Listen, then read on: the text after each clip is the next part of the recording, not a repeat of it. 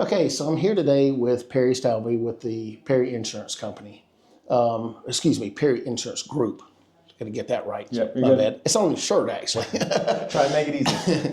And anybody that follows me knows that I don't really like to be on camera, but I think it's important that first of all, thank you for meeting with me. Let me Always, back anytime. up. For you, always. My goal is to help educate people about the insurance world, and I wanted to reach out to you about a social media post that I shared, I don't know, a week or so ago, relative to an a fire that took place, and there was a restoration company, excuse me, that showed up on site, and in my eyes, like I'm just looking at and not in a very favorable outlook, because from my perspective, you got a restoration company that's there, and granted, it's a business.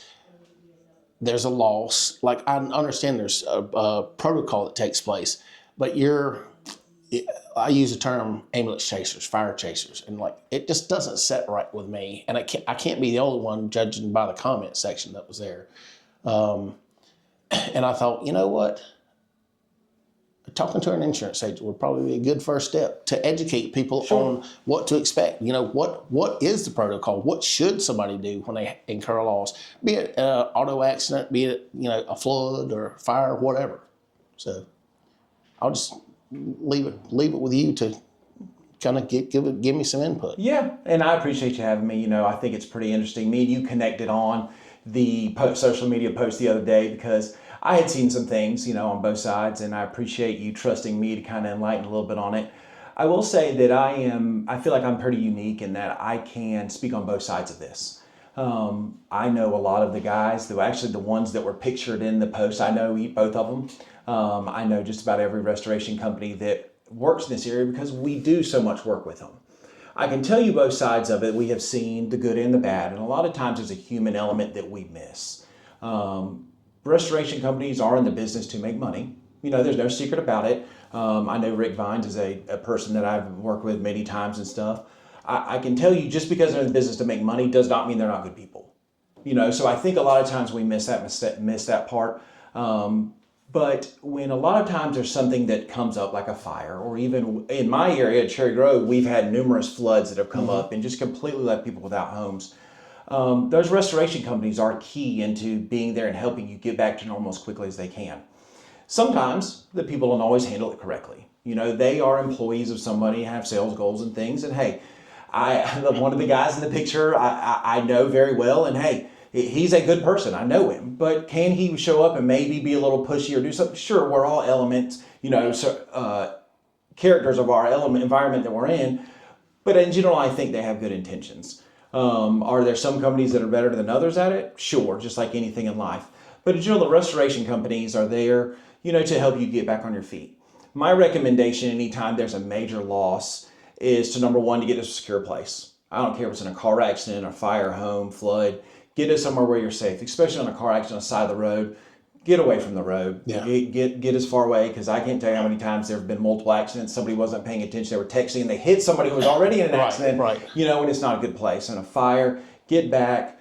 And then just kind of, there's a lot. No immediate decisions are there to be made, even necessarily in this first 24 hours. I can tell you from fire losses and stuff, you're always in that, you have a million questions. My first thing that I would say to is listen to the fire department that shows up. Those guys are very, very good. They have been there and they have seen it. I will almost 100% of the time tell you that they're going to recommend, hey, talk to your insurance agent first. We want you to understand what your policy pays and doesn't pay and what you're looking at before you sign a sheet of paper a lot of times with somebody. Now, a lot of times these companies that come around and help you get on your feet immediately, there are jobs that they can do. And hey, let us just help you get on your feet first, a couple hours to protect the scene. Fine. Long-term contracts aren't what you want to sign at the scene. Wait, let's have some discussion and do this stuff, even on a weekend. I promise you, if there is an emergency at my office and you leave a voicemail, somebody's checking, they'll call you within 24 hours if it's something that's that bad. 99% of the time in my office, if a house burns down, I'm checking the address and I will be there within a couple hours of me hearing it. That's just how we operate. Right. I know a lot of the agents in the area are the same way. We care about our people. And so that would be my thing. Hey, don't make any rash decisions. Wait till you fully understand kind of how the process is going to work. And just be a little bit patient with it. We're all going to try as best as we can to get you on your feet as quick as we can. So I appreciate that. And you reiterated something that I know that I made the comment on. You know, my first call is to the insurance agent. It's just the way I think. And I had a friend of mine that responded, well, my first call would be 911. That's a very valid True. Point. Call 911 first. You're right. Very valid point. But I know just from my experience, or my thought process would be, my first call would be to my insurance agent, because, you know, that's what I put my faith in the insurance agent, and be it home, auto, whatever.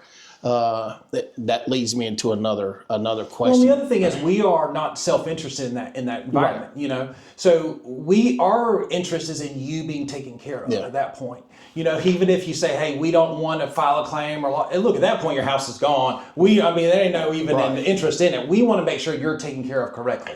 So we can give recommendations. Maybe a company we've worked with in the past that's given better service, or things we want you to avoid or prepare for, even getting a hotel room quicker. Hey, there may be some obstacles that if you make decisions too quick may prevent you from getting funds that you need to get into a place to live. Just a simple phone call from us. A lot of times we'll be there in 15 minutes and we can help you get through some of those things much quicker. Awesome. That's good to know. And, you know, you just brought up something that I never would have thought about. I would be willing to bet that anybody watching probably wouldn't have thought about it either. You know, you can make decisions in the heat of the moment, for lack of a better term, that would be detrimental to a degree, like for proceeding forward with the claim. Well, and I'll give you an easy example on this one. Some of the restoration companies, when you sign an agreement, the agreement says that, hey, all payments go directly to the restoration company. It isn't necessarily a bad thing. It's very easy and very convenient. But maybe in that moment you say, hey, I don't want the payments to go directly to them. I want them to come to me to make sure that the job gets completed right. Yeah. You know, and if you don't realize, hey, what 18 pages you're signing, maybe it's something, you know, you just overlooked or didn't even know to look for. And it's just something we can help you navigate a little bit better. Awesome. Good to know. So that kind of brings me into something else that I want to ask. What's the single most memorable experience that you've personally witnessed in all the years you've been an agent? I know it's kind of I know there's been plenty. And it doesn't have to be good or bad. I mean, just the thing that sticks out to you in your mind the most. You know, it's funny that you bring this up. You know, I'm a pretty big fisherman. I love to go out. We were actually fishing offshore in a tournament in Georgetown a few years ago, and we had a client. Actually, we didn't even know at the time. A couple miles away, they lost electrical power, the whole boat. I had to call Coast Guard, and nobody would tell us kind of what was going on. We were just out there fishing. We just heard, hey, there'd been a distress signal. We didn't know. Right. When we got back to the dock, found out it was one of my customers. We insured it. The boat lost power. Coast Guard, only concern was the people. They wouldn't even touch the boat. They wouldn't worry about getting it in or whatever. Come to find out, second I got back and I said, hey, is this Mr. such and such? And I called my employee. She's like, yeah. And I'm like, I think something's wrong with their boat. Come to find out that the whole thing was lost. They weren't retrievable or anything. The stuff that I saw them go through, even as something as I consider a toy as a boat, right. The way that it was an investment, something that was life-changing. You know, it absolutely kind of threw me that, hey, some of this stuff can literally happen at any time. I've had people with floods here in Cherry Grove that had 6 feet up into their house and having to muck houses. I've been in Rosewood plenty of times, and I have ripped sheetrock out and been through and seen some of the devastation that some things can cause. It's typically the most devastating stuff to the people who never ever thought it could happen to them. When you live on a beachfront property, you assume, hey, there's always a chance. When you live in a Rosewood, 15 years, you never thought it was going to happen to you.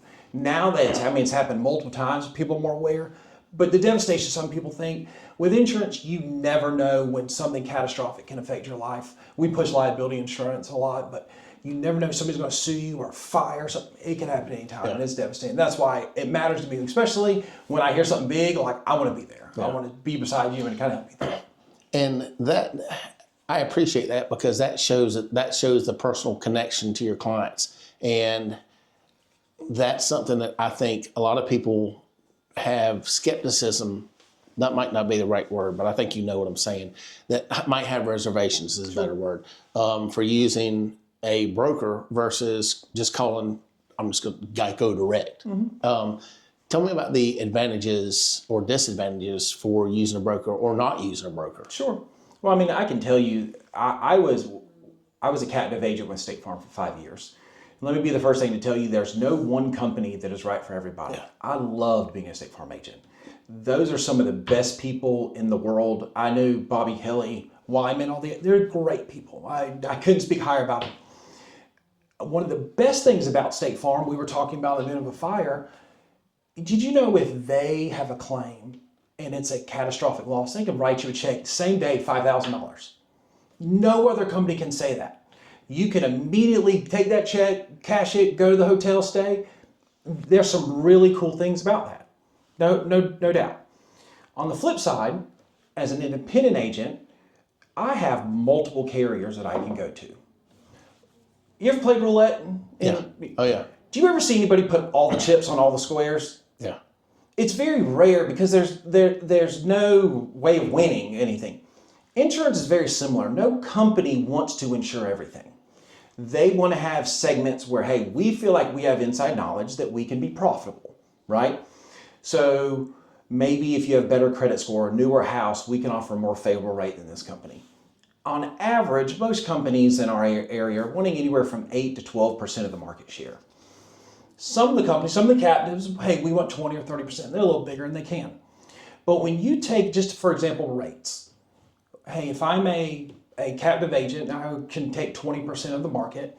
That means they're not right for 80%. Yeah. Now, on my side, I have 15 or 20 carriers that may want a piece of that and I can shop it for you. Not only that, but on renewals, when it comes up, we're talking about premium-wise, I can check the other ones. Yeah. Automatically, it comes up.